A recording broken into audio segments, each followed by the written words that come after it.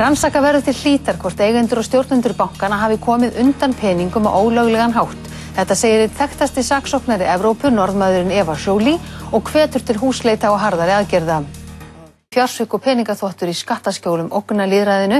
Þetta segir Eva Joly, einn þekktasti saksóknari í Evrópu. Hún hvetur Íslendinga til að sækja sér erlenda ráðgjafa til að rannsaka hvort lögbrot hafi verið framin undanfarin ár. Eva Joly var gestur Egils Helgasonar í Silfri Egils í dag. Hún á að baki langan feril sem saksóknari í Frakklandi og hefur náð miklum árangri í að upplýsa stærstu fjársvikamál í Evrópu. Hún segir að það þurfi ekki að spilla fyrir rannsókninni, þótt 6 mánuðir séu liðnir frá bankahruninu. Rannsóknir af þessu tagi standi gjarnan í mörg ár. Hún gagnrýnir starfsemi íslensku bankana.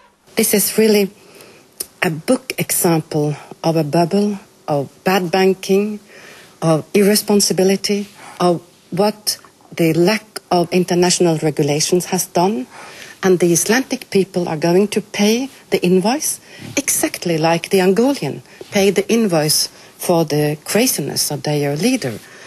And the price is too high, so we need justice. You do not have the right not to do this investigation.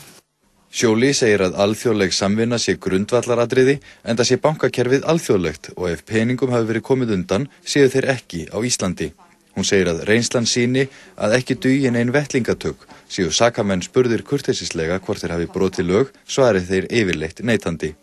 Eftir atvikum verði að frysta eignir og gera húsleitir til að komast að sannleikanum.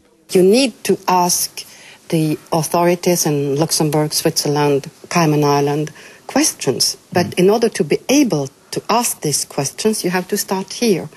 And the only way is to have this investigation done with the good methods, meaning that you have to make house searches, you have to use all the methods that you use for criminals. So the only way to go forward is to have a starting point, and from the press looks like you have 10 times the starting point, and this is very important.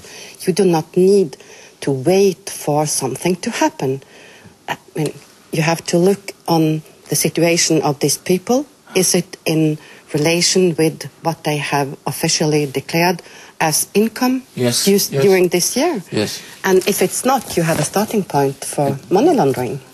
Joly segir að alþjóða fjármálakerfið ráði ekki við fjársvik hinna sterku. So the system is made to Is it not made to deal with economic crimes of leading persons in the society?